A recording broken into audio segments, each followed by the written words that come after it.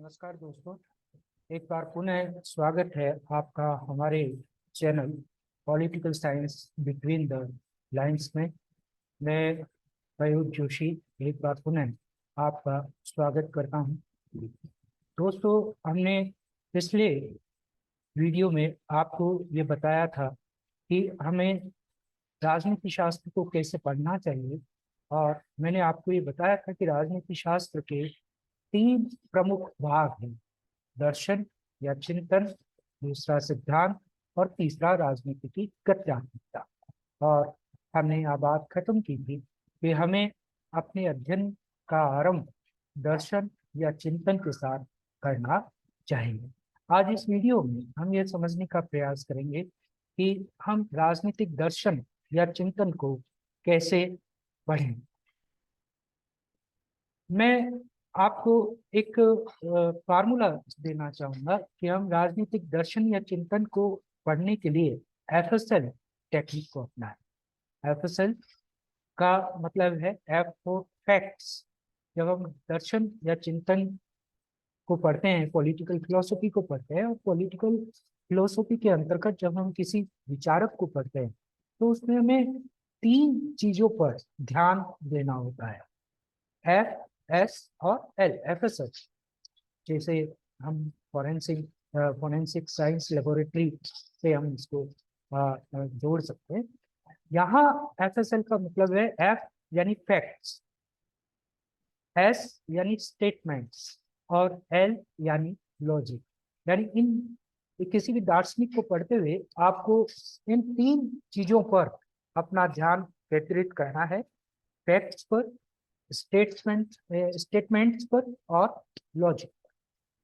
यहाँ सबसे पहले जब हम फैक्ट्स की बात करते हैं तो किसी भी विचारक, चिंतक या उसकी फिलोसफी को जब हम पढ़ रहे हैं तो हमें सबसे पहली चीज जो ध्यान में रखनी है वह, या जिसे हमें अपने मनोमस्तिष्क में उतारना है, वो ये कि जिस राजनीतिक दार्शनिक या चिंतक को आप पढ़ रहे हैं उसका समय काल क्या है, उसकी परिस्थितियां क्या है, किस समय काल और परिस्थितियों में वह अपना दर्शन या चिंतन प्रस्तुत कर रहा है, उस लाइफ स्पान को, उस टाइम पीरियड को हमें ध्यान में रखना होता है। दूसरी महत्वपूर्ण बात, हमें राजनीतिक दार्शनिक या चिंतक के जीवन की महत्वपूर्ण घटनाओं को अपने मेमोरी में उतारना है, या जिसे हमें समझना है उन महत्वपूर्ण घटनाओं को जो किसी विचारक, किसी दार्शनिक या किसी चिंतक के विचार, दर्शन को प्रभावित करती है, या वो सारी घटनाएं जो उसके दर्शन को एक नया मोड़ देती है, उन्हें अ, हमें समझने की आवश्यकता होती है।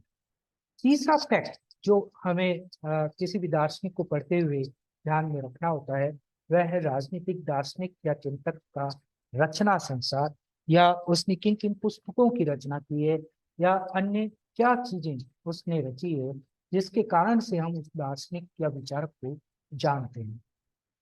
दोस्तों, जब परीक्षाओं में, प्रतियोगी परीक्षाओं में, खासकर जहाँ ऑब्जेक्टिव पेपर्स होते हैं, वहाँ चिंतक या विचारक से जुड़े हुए जब सवाल आते हैं तो उनमें कुछ सवाल फैक्ट बेस्ड होते हैं, और उनमें आप देखेंगे कि ये तीन तरह के फैक्ट ही आपसे ज्यादातर पूछ लिए जाते हैं। एक तो उसके लाइफ स्पान के बारे में, उसके टाइम पीरियड के बारे में सवाल हो सकते हैं। दूसरे फैक्ट उसके जीवन की महत्वपूर्ण घटनाओं से जुड़े हुए हो सकते हैं। और तीसरा फैक्ट जो पूछा जाता है वो राजनीतिक दार्शनिक या चिंतक के रचना संसार के बारे में, किताबों के बारे में, पुस्तकों के बारे में होता है। दूसरा जो चीज राजनीतिक दर्शन को पढ़ते हुए हमारे लिए महत्वपूर्ण है, जिसे हमें समझना होता है, वह है स्टेटमेंट्स। वह स्टेटमेंट्स जो किसी राजनीतिक दार्शनिक या चिंतक के मत या विचार को प्रदर्शित कर रहे हैं। यानी वो सारे वाक्य जिनसे किसी राजनीतिक दर्शन की पूरी विचार या दर्शन को हम समझ पाते हैं, उसे हमें समझना है, उसे हमें अपना इंटरलाइज करना है। जैसे मान लीजिए प्लेटो की कोई उक्ति है या हीगल की कोई उक्ति है, जिससे हम उसका पूरा दर्शन अभिव्यक्त होता है, उसके दर्शन का कोई भाग अभिव्यक्त होता है, उन मत या विचार को हमें समझने की आवश्यकता होती है। दूसरा, उस राजनीतिक दार्शनिक या चिंतक के ऐसे प्रसिद्ध कथन जो उसे काल की सीमाओं से आगे ले जाते हैं, जिसके कारण से उस दार्शनिक या विचारक को हम पहचानते हैं। जैसे हम सुकरात की बात करें तो सुकरात का बड़ा प्रसिद्ध कथन है कि I know only one thing that I don't know any. तो आपसे परीक्षा में पूछ लिया जाता है कि ये प्रसिद्ध कथन किसका है, तो आपको उस राजनीतिक दार्शनिक या चिंतक के जो प्रसिद्ध कथन है उन पर ध्यान देना है, उनको आपको ध्यान में रखना है। और तीसरा, उस राजनीतिक दर्शन दार्शनिक या चिंतक के बारे में दूसरे विचारकों ने क्या कहा है, क्या प्रसिद्ध कथन किसी दार्शनिक के बारे में कहे गए हैं, वो आपको ध्यान में रखना है, उनको आपको अपनी याददाश्त में रखना होता है। इस प्रकार जब हम स्टेटमेंट्स की बात करते हैं, वक्तव्यों की बात करते हैं, तो तीन तरह के वक्तव्यों को आपको ध्यान में रखना है। वो सारे वक्तव्य जो किसी दार्शनिक के दर्शन या चिंतन को प्रदर्शित करते हैं, उसके वो सारे प्रसिद्ध कथन जिन कथनों के लिए उस दार्शनिक को जाना जाता है, और तीसरा, उस राजनीतिक दार्शनिक या चिंतक के बारे में अन्य लोगों ने जो कथन कहे हैं वो आपको याद रखना। तीसरी सबसे महत्वपूर्ण चीज जो है वो है एल, यानी लॉजिक। कोई दार्शनिक या विचारक कोई चीज क्यों कह रहा है, उसने कोई मत या विचार क्यों दिया है और उसके पीछे उसके क्या तर्क है, वो लॉजिक आपको स्टेब्लिश करना है, उस लॉजिक को बहुत अच्छे से समझना है। जैसे मान लीजिए मैं आपको कहूं कि प्लेटो संपत्ति का विरोध करता है और अरस्तु संपत्ति का समर्थन करता है। एक ही कालखंड में दोनों संपत्ति को लेकर के अलग अलग मत या विचार रखते हैं। अब इसके पीछे उन दोनों के अपने अपने तर्क, वो तर्क क्या है? प्लेटो ने संपत्ति के समर्थन में क्या तर्क दिए हैं, और अरस्तु ने प्लेटो ने संपत्ति के विरोध में क्या तर्क दिए और अरस्तु ने संपत्ति के समर्थन में क्या तर्क दिए, ये तर्क आपको समझ में आने चाहिए। तो इस तरह से मैं आपको ये कहना चाहूंगा कि जब आप पॉलिटिकल फिलोसफी पढ़ रहे हैं, पॉलिटिकल फिलोसफी में किसी दार्शनिक को या विचारक को या चिंतक को जब आप पढ़ रहे हैं, तो आप इन तीन चीजों पर फोकस करें, F S L, F S और एल, फैक्ट्स, स्टेटमेंट्स और लॉजिक को स्टेब्लिश करने का प्रयास करें। अब दोस्तों हम बात करते हैं कि जब हम पॉलिटिकल फिलोसफी को पढ़ते हैं, खासकर हम इंडिया में जब पॉलिटिकल फिलोसफी को पढ़ रहे हैं, तो उसके दो बड़े पार्ट हैं। एक है पाश्चात्य राजनीतिक चिंतन या पाश्चात्य राजनीतिक दर्शन, और दूसरा भारतीय राजनीतिक दर्शन या चिंतन। अब इन दोनों को भी फिर हम चार भागों में बांटते हैं: प्राचीन, मध्यकालीन, आधुनिक और समकालीन। यानी प्राचीन पाश्चात्य राजनीतिक दर्शन, प्राचीन भारतीय राजनीतिक दर्शन, मध्यकालीन पाश्चात्य राजनीतिक दर्शन, मध्यकालीन भारतीय राजनीतिक दर्शन, आधुनिक पाश्चात्य राजनीतिक दर्शन, आधुनिक भारतीय राजनीतिक दर्शन, और समकालीन पाश्चात्य राजनीतिक दर्शन और समकालीन भारतीय राजनीतिक दर्शन। हम जब प्राचीन पाश्चात्य राजनीतिक दर्शन की बात करें तो उसके की शुरुआत जो पश्चिम में हमारा पूरा पॉलिटिकल फिलोसफी जो विकसित हुई है, उसकी शुरुआत हम सब जानते हैं ग्रीक या यूनानी राजनीतिक दर्शन से हुई है। यूनान पश्चिमी चिंतन का आरंभिक केंद्र रहा है, और वहीं से हमारे विषय की भी शुरुआत होती है। लेकिन हम जब अपने विषय को देखते हैं तो उस विषय में तीन महत्वपूर्ण जो ग्रीक दर्शन है उसके तीन महत्वपूर्ण भाग हैं, जैसा अर्नेस्ट बार्कर ने अपनी किताब में उसके तीन भाग किए हैं। एक शास्त्रीय और यूनानी राजनीतिक दर्शन है, जिसमें हम प्लेटो और अरस्तु को उसने क्लासिकल थिंकर के रूप में माना है बार्कर ने। और वो ये कहता है कि जो यूनानी दर्शन है वो प्लेटो और अरस्तु से ही शुरू नहीं हो रहा है, बल्कि उससे पूर्व ही शुरू हो जाता है। सबसे पहले जो दार्शनिक आते हैं वो आयोनियन विचारक हैं, जिन्हें हम प्राकृतिक दार्शनिक भी कहते हैं। फिर आयोनियन दार्शनिकों के बाद सोफिस्ट चिंतन की एक पूरी धारा आती है, और फिर सुकरात आता है। सुकरात को सोफिस्ट में कई लोग सम्मिलित करते हैं, लेकिन कई लोग नहीं करते हैं। इस विवेचन में हम बाद में जाएंगे, लेकिन प्लेटो और अरस्तु से पहले ये तीन महत्वपूर्ण धाराएं हमारे सामने आती है। प्राकृतिक दार्शनिकों की आयोनियन धारा, सोफिस्ट विचारक और सुकरात का चिंतन। उसके बाद हम प्लेटो और अरस्तु का एक विशद राजनीतिक चिंतन है जिसका अध्ययन करते हैं। लेकिन यूनानी चिंतन यहीं खत्म नहीं होता। उसके बाद उत्तर शास्त्रीय यूनानी राजनीतिक दर्शन की तीन धाराएं आती है, सेनिक, एपिक्यूरियन और स्टोइक्स।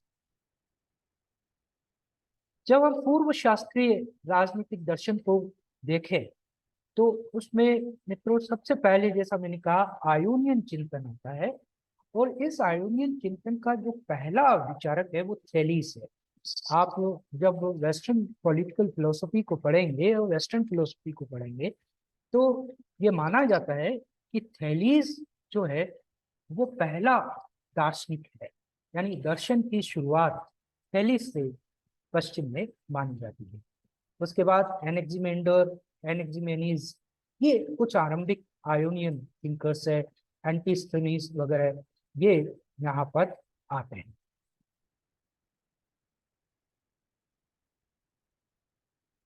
इसके बाद जो चिंतन आता है वो पाइथागोरस का चिंतन आता है।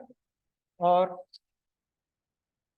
पाइथागोरस अगेन एक महत्वपूर्ण विचारक यूनानी चिंतन में रहा है, जिसको हम सब एक गणितज्ञ के रूप में जानते हैं। लेकिन गणितज्ञ होने के साथ साथ पाइथागोरस का एक बहुत बड़ा प्रभाव यूनानी राजनीतिक चिंतन में रहा है। आगे के वीडियो में जब हम यूनानी राजनीतिक चिंतन की बात करेंगे तो हम विस्तार से इस बात को समझेंगे कि कैसे पाइथागोरस का चिंतन प्लेटो के दर्शन को भी प्रभावित करता है। इसके बाद पाइथागोरस के बाद इलियाई दर्शन आता है। इस इलियाई दर्शन में यूनान में तीन चार दार्शनिक मुख्य रूप से हुए, जेनोफेनिस, पार्मेनाइडिस, मेलिसस और जेन। इस इलियाई दर्शन के बाद दो बड़े दार्शनिक इतिहास के दार्शनिकों के रूप में आते हैं, वो है हिराक्लिट्स और एम्पेडोक्लीस।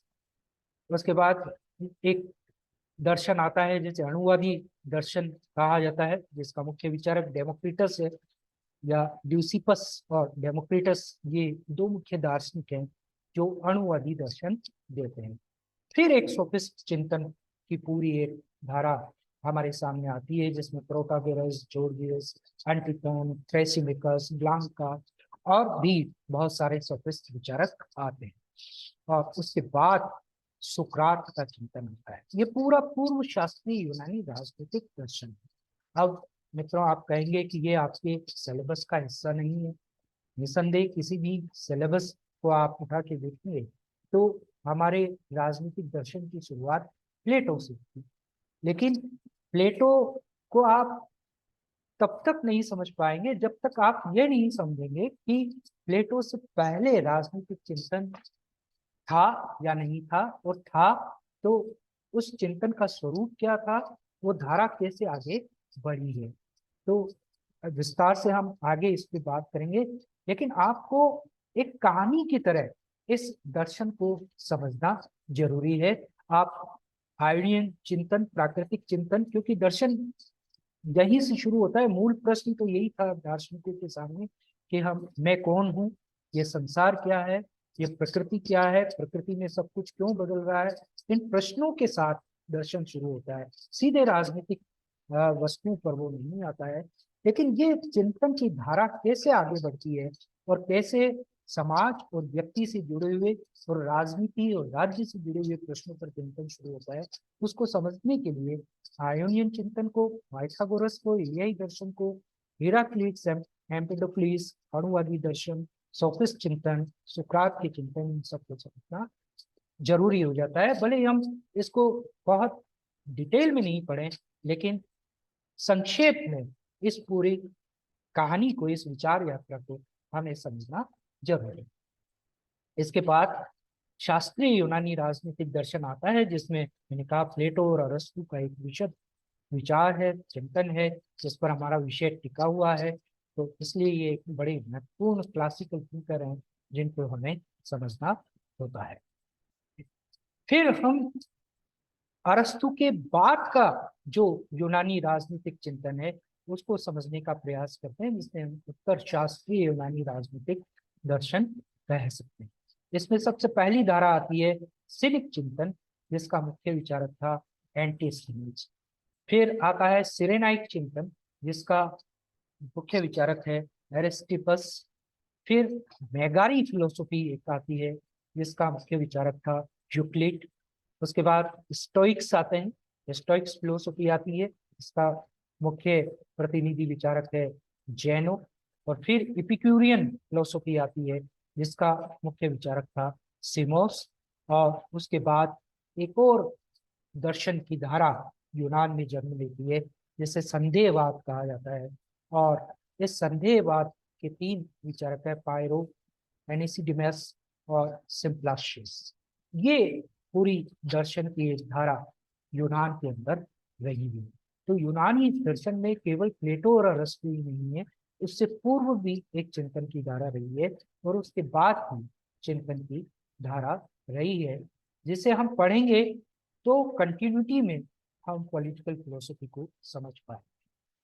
यूनान के बाद फिलोसफी का केंद्र शिफ्ट होता है रोम की ओर, रोमन व्यवस्था की ओर, और हम रोमन राजनीतिक दर्शन को विस्तार से देखते हैं।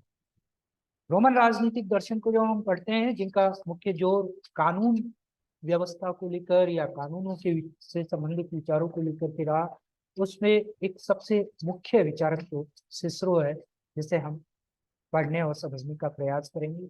उसके बाद सेनेका और पोलिबियस, ये भी दो महत्वपूर्ण विचारक हैं जो रोमन राजनीतिक दर्शन को समृद्ध करते हैं।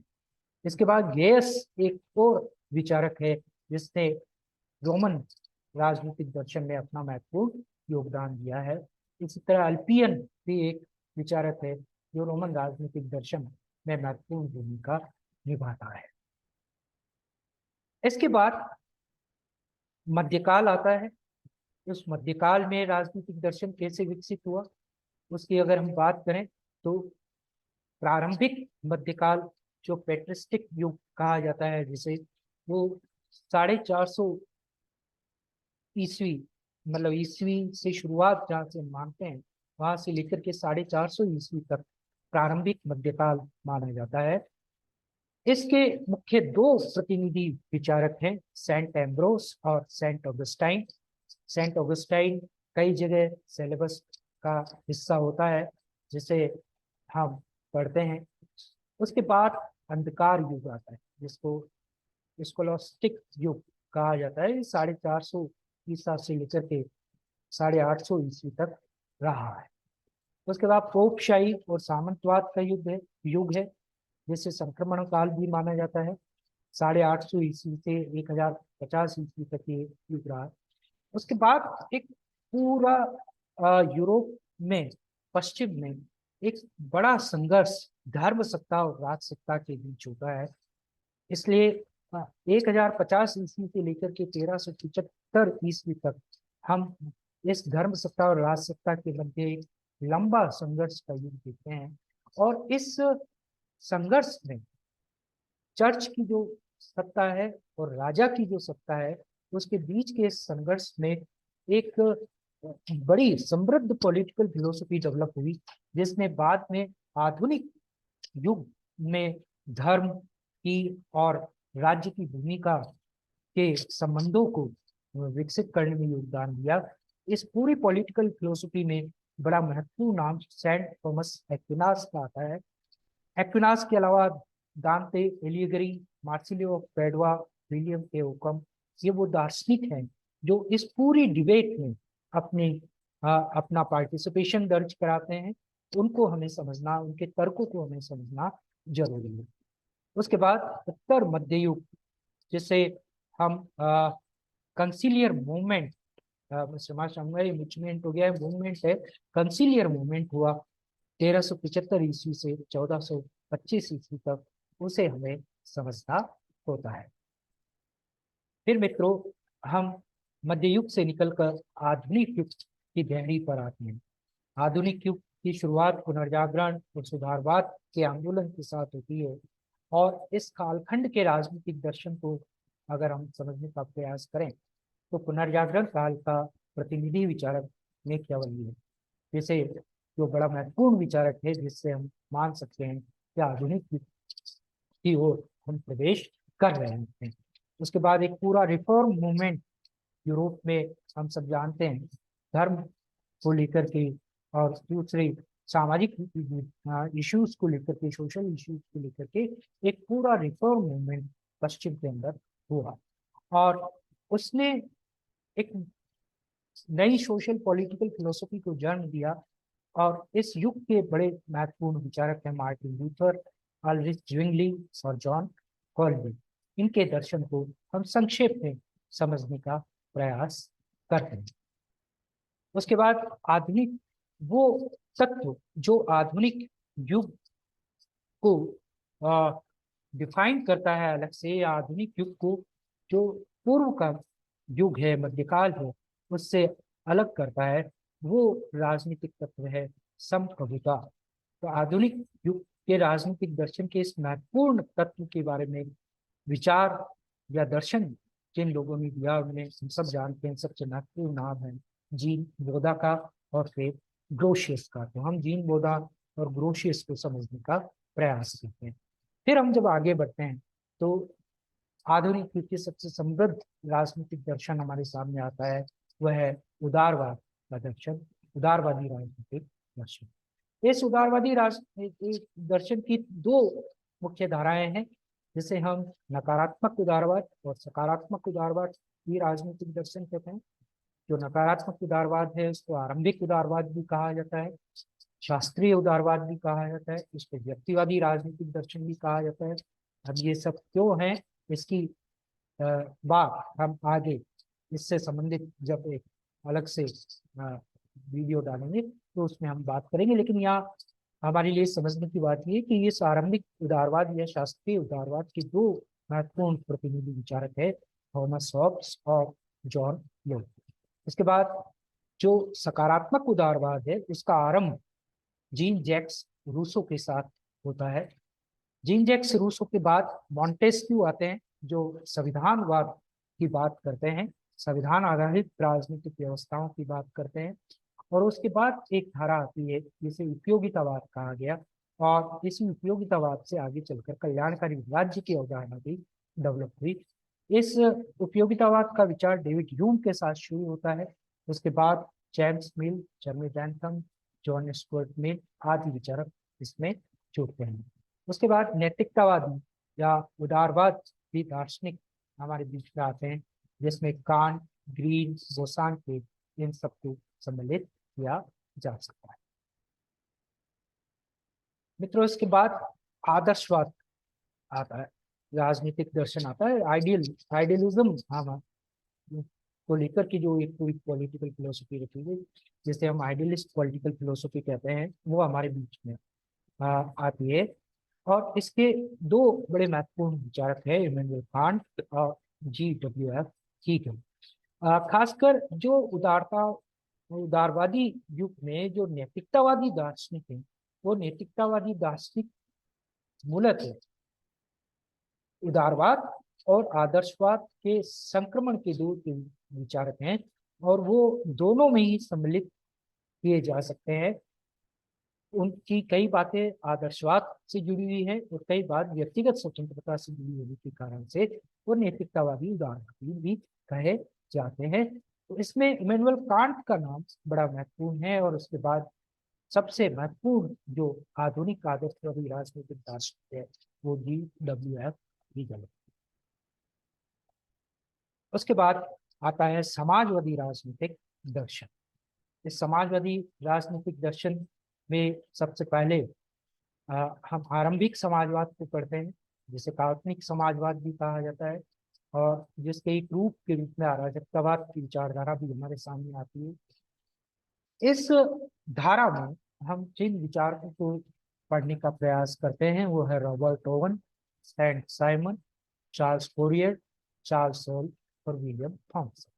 उसके बाद कार्ल कार्ल मार्क्स और एंजल्स, जो एक बहुत बड़ा दर्शन है जिसने 20वीं और 21वीं शताब्दी को बहुत ज्यादा, खासकर 19वीं 20वीं और 21वीं शताब्दियों को बहुत प्रभावित किया है।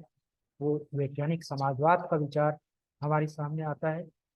कार्ल मार्क्स और एंजल्स को समझे बिना हम पूरी पॉलिटिकल फिलोसफी को हमारे लिए समझना मुमकिन नहीं है। उसके बाद यूरोपियन समाजवाद। इस यूरोपियन समाजवाद की तीन बड़ी धाराएं हैं। एक है सिंडिकलिज्म, दूसरी है फेबियनिज्म और तीसरी है गिल्ड सोशलिज्म या बहुवाद। सिंडिकलिज्म का जो प्रतिनिधि विचारक है वो जॉर्ज सोरेल है, और फेबियनिज्म की जो धारा रही है खासकर ब्रिटेन में, ये जो धारा रही है उसके प्रमुख विचारक रहे हैं Sidney Webb, George Bernard Shaw, Sidney Olivier, Graham Wallas और एनी बेसेंट।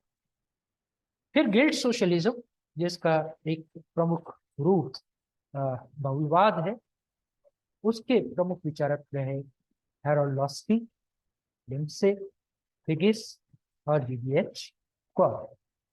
फिर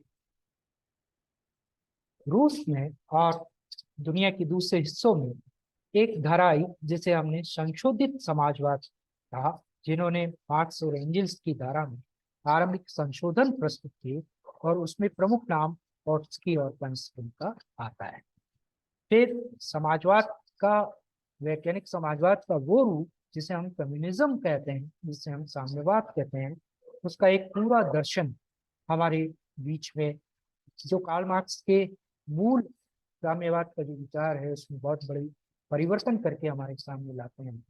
वो विचारक हैं ट्रॉट्स्की, लेनिन, स्टालिन, रोजा लग्जमबर्ग, ग्रामशी और माओ। इन विचारकों को हम पढ़ते हैं। इसके बाद मित्रों एक पूरा अराजकतावादी राजनीतिक दर्शन रहा है जिसके हम अनार्किज्म कहते हैं, जो काल्पनिक समाजवाद से प्रेरित होकर के आगे और बढ़ा है। ये अनार्किज्म, अनार्किस्ट थ्योरी को जो हम पढ़ते हैं तो उसमें जिन मुख्य दार्शनिकों को रखा जाता है वो बाकुनिन है, माइकल बाकुनिन, पीटर क्रोपटकिन है, विलियम गॉडविन है, प्रूडो है, टॉलस्टॉय है, बर्ट्रैंड रसेल है और महात्मा गांधी है। इन सभी दार्शनिकों को हम अराजकतावाद की श्रेणी में रखते हैं, और जब हम पॉलिटिकल फिलोसफी को पढ़ते हैं तो उनके विचार को जानने का प्रयास करते हैं। फिर हम आते हैं समकालीन राजनीतिक दर्शन पर। समकालीन राजनीतिक दर्शन में दो धाराओं के बीच में मुख्य डिबेट, आर्ग्यूमेंट्स, और वो दो धाराएं हैं उदारवाद और मार्क्सवाद। यानी समकालीन उदारवाद जिसे हम नव उदारवाद या न्यू लिबरलिज्म भी कह रहे हैं, और दूसरा समकालीन मार्क्सवाद या नव मार्क्सवाद जिसे हम नियो मार्क्सिज्म भी कह रहे हैं। जब हम समकालीन उदारवाद को देखते हैं तो उसकी तीन धाराएं हैं। इच्छा स्वातंत्र्यवाद या जिसे हम समतावाद या अंग्रेजी में जिसे हम एग्लिटेरियन कह रहे हैं वो, दूसरी धारा है स्वेच्छा तंत्रवाद या जिसे हम अंग्रेजी लिबर्टेरियन कह रहे हैं वो, और तीसरी धारा है समुदायवाद या जिसे हम अंग्रेजी में कम्युनिटेरियन कह रहे हैं वो। जब हम एग्लिटेरियन आइडियोलॉजी को पढ़ते हैं या अच्छा स्वतंत्रवाद को पढ़ते हैं, उस दर्शन को पढ़ते हैं, तो उसके दो महत्वपूर्ण प्रतिनिधि विचारक है, मैकफर्सन और जॉन रॉल्स। जब हम लिबर्टेरियन आइडियोलॉजी को पढ़ते हैं तो उसके मुख्य दार्शनिक हैं आइजैक बर्लिन, एफ ए हेब, मिल्टन फ्रीडमैन, रॉबर्ट नॉजिक और डेविड फ्रीड। और जब हम कम्युनिटेरियन विचारधारा को पढ़ते हैं, दर्शन को पढ़ते हैं, तो उसके महत्वपूर्ण प्रतिनिधि विचारक हैं चार्ल्स टेलर, माइकल वोल्जर, मैकिंटायर और सेड। इसी तरह जब हम समकालीन नव मार्क्सवाद पे आते हैं तो उसकी भी तीन धाराएं हैं। पहली धारा है फ्रैंकफर्ट स्कूल की, या जिसे क्रिटिकल थ्योरी के नाम से भी हम जानते हैं। इस धारा के जो प्रतिनिधि विचारक हैं वो है Theodor Adorno, Max Horkheimer, Erich Fromm, Herbert Marcuse, Jurgen Habermas और जॉर्ज ल्यूकास।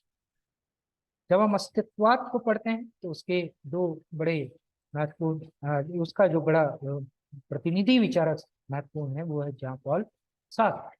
और तीसरी धारा जो न्यू मार्क्सिज्म की है वो है संरचनावाद की धारा, जिसका मुख्य प्रतिनिधि विचारक है लुई अल्थुसर।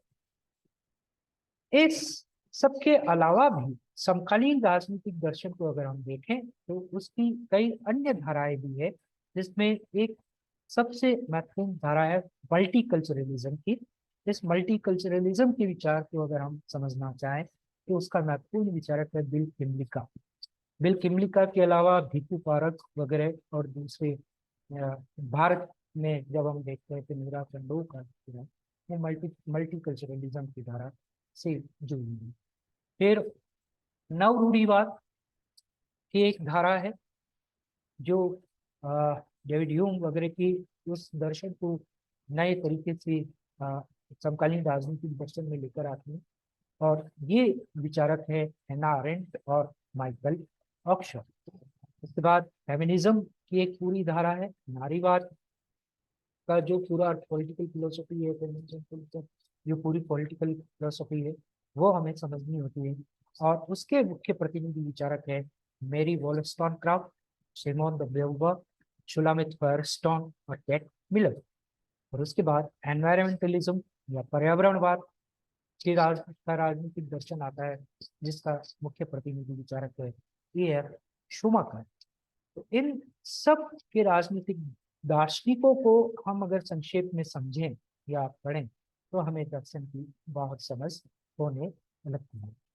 फिर एक धारा पॉलिटिकल, ये जो पूरी ये सब पॉलिटिकल फिलोसफी की बात हम कर रहे हैं, लेकिन हमारे विषय में एक धड़ा दार्शनिकों का ऐसा भी है जो हमारे विषय को राजनीतिक दर्शन मानता ही नहीं है, या वो ये कहता है कि ये दर्शन नहीं है, यह विज्ञान है।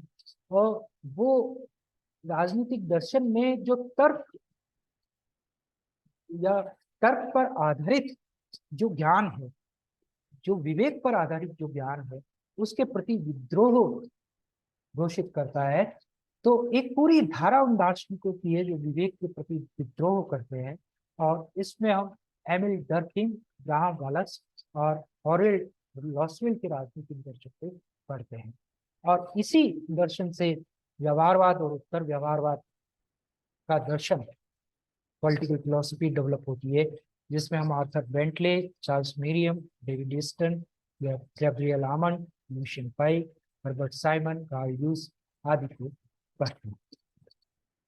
फिर जब ये विद्रोह होता है और एक धड़ा जब विज्ञान घोषित करता है हमारे विषय को और ये कहता है कि पॉलिटिकल फिलोसफी का अंत हो चुका है, वो खत्म हो चुकी है, तब एक पूरी धारा फिर उन दार्शनिकों की आती है जो राजनीतिक दर्शन की पुनर्स्थापना की बात करते हैं, जिनको हम नव परंपरावादी विचारक कहते हैं।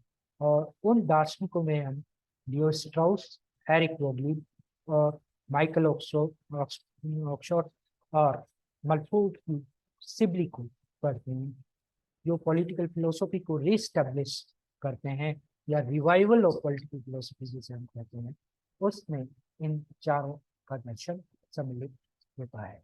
तो मित्रों, ये तो मैंने आपको बताया कि हम पॉलिटिकल फिलोसफी में को अगर पढ़ें, इन दार्शनिकों के बारे में अगर हम पढ़ें, इन दार्शनिकों के विचारों को अगर हम पढ़ लें, तो हमारा 60% सिलेबस कवर हो जाता है।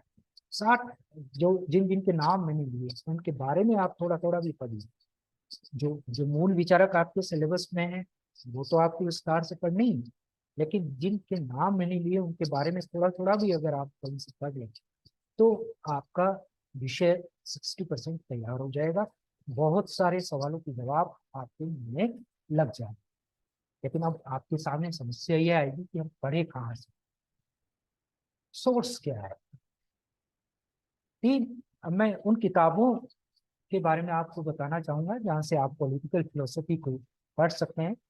अगर हम वीक पॉलिटिकल फिलोसफी को समझना चाहें, पॉलिटिकल थ्योरी को समझना चाहें, तो हमें अर्नेस्ट बार्कर की किताब वीक पॉलिटिकल थ्योरी पढ़नी चाहिए। ये किताब हिंदी में भी है। जो हिंदी मीडियम से विद्यार्थी तैयारी कर रहे हैं, हिंदी मीडियम से पॉलिटिकल साइंस को पढ़ने की कोशिश कर रहे हैं, वह हिंदी में भी इस पुस्तक को प्राप्त कर सकते हैं।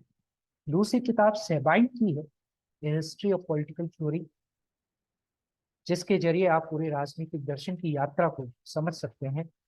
ये किताब भी हिंदी में भी अवेलेबल है, जो आप मंगा सकते हैं।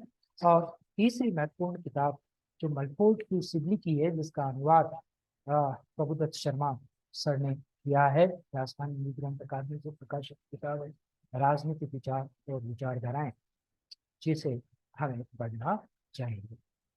इसके अलावा अगर आप ये किताबें बड़ी भारी किताबें होती है जो मैंने अभी बताई, लेकिन आपको कभी ना कभी इन किताबों को पढ़ना ही चाहिए, बारकर, सेबाइन और सिबली को। इनको पढ़ने का अवसर नहीं मिले तो भी आपको इन किताबों के अलावा कुछ टेक्स्ट बुक टाइप जो किताबें हैं उनसे आपको मदद लेनी चाहिए, जिसमें सुब्रता मुखर्जी की किताब है हिस्ट्री ऑफ पॉलिटिकल थॉट, लेटर टू मार्क्स, आप पढ़ सकते हैं। ओपी गाबा की किताब है पश्चिमी राजनीतिक विचारक, जिसे आप पढ़ सकते हैं। केदारनाथ वर्मा की किताब है पाश्चात्य राजनीतिक विचारधाराएं, जिसे आप पढ़ सकते हैं। जो मध्ययुगीन राजनीतिक चिंतन है उसको समझने के लिए आप कार्लाइन किताब का हिंदी अनुवाद बिहार हिंदी ग्रंथ अकादमी में बहुत पहले छापा था, वो आप ले सकते हैं, वो उसकी मदद आप ले सकते हैं। पश्चिम में मध्ययुगीन राजनीतिक सिद्धांत का इतिहास। धर्म नारायण मिश्र की किताब है आधुनिक, जो धारा मार्क्स के बाद रही है इस चिंतन को समझने के लिए, मार्क्स से वर्तमान समय तक। लीलाराम गुजर सर की किताब है 20वीं सदी के राजनीतिक विचारक, जिसे के जरिए आप पॉलिटिकल फिलोसफी को समझ सकते हैं। सूद, ज्योति प्रसाद सूद के वॉल्यूम है अलग अलग, राजनीतिक विचारों का इतिहास, आधुनिक राजनीतिक विचारों का इतिहास के नाम से, जिससे आप मॉडर्न पॉलिटिकल फिलोसफी को समझ सकते हैं। इसके अलावा क्राउली की किताब है आजकल, सॉरी, जो वॉटमोर की किताब है the history of political thought, वो आप अ, कर सकते हैं। पियर्सन से शेफाली जी की किताब है, शेफाली मैन की वेस्टर्न पॉलिटिकल थॉट, जिससे आप मदद ले सकते हैं। फिर एडम्स और डायसन की किताब है 50 मेजर पॉलिटिकल थिंकर्स, इसके जरिए भी आप विचार को समझ सकते हैं। मैं समझता हूँ कि आपको इन सब से, इस वीडियो से जरूर कुछ न कुछ मदद मिलेगी। हालांकि ये कोर्स बहुत विस्तार से है, लेकिन मैं इतना ही कह सकता हूँ कि आप पॉलिटिकल फिलोसफी को एक कहानी की तरह पढ़ें, एक स्टोरी की तरह पढ़ें। विचारों की अपनी एक यात्रा है। वो मनुष्य के, इस सृष्टि के, मनुष्य जब से उसमें बुद्धि विकसित हुई तब से एक विचारों की यात्रा चली है। और इस मनुष्य समाज में कुछ ऐसे लोग जिन्हें हम दार्शनिक कह रहे हैं, उन दार्शनिकों ने अपने अपने समय में, उनके इस समय जो समस्याएं थी, उन समस्याओं को लेकर के पूरा दर्शन किया है, और वो आगे से आगे बढ़ रहा है। तो वो एक कहानी की तरह, एक बहती हुई नदी की तरह है। तो इस बहती हुई नदी में डुबकी लगाने का सबसे अच्छा तरीका है कि इसको कहानी की तरह आप पढ़ डालिए, और जो विचारक आ रहे हैं उनको बड़े संक्षेप में उनके मुख्य विचारों को आप समझने का प्रयास करें। और जो तीन बातें मैंने कही कि किसी भी विचारक को जो आप पढ़ रहे हैं, तो FSL के फार्मूले को याद रखें। आप उससे जुड़े फैक्ट्स, स्टेटमेंट्स और आप उसके पीछे का लॉजिक जो है उसको समझने का प्रयास करें। तो मैं समझता हूँ कि अगर आप ये कोशिश करेंगे तो आप पॉलिटिकल फिलोसफी को बहुत अच्छे से समझ पाएंगे। हम अपने आने वाली वीडियोस में जो भी हम आगे वीडियोस लाएंगे उनमें आपको इन अ, विचारकों के बारे में एक एक करके विस्तार से बताने का प्रयास करेंगे। एक बार पुनः आप सबका धन्यवाद। अगर आपको मेरी ये चीज़ें अच्छी लग रही हैं और आपको लग रहा है कि इस चैनल के जरिए, इस वीडियो के जरिए आपको कुछ सही जानकारी प्राप्त हो रही है, तो कृपया इस चैनल को लाइक करें, सब्सक्राइब करें और आपके जो भी विचार हैं वो आप मुझे मेरे ईमेल आईडी payod75@gmail.com पर मेल भी कर सकते हैं। थैंक यू दोस्तों, आपने मुझे सुना। Thank you very much.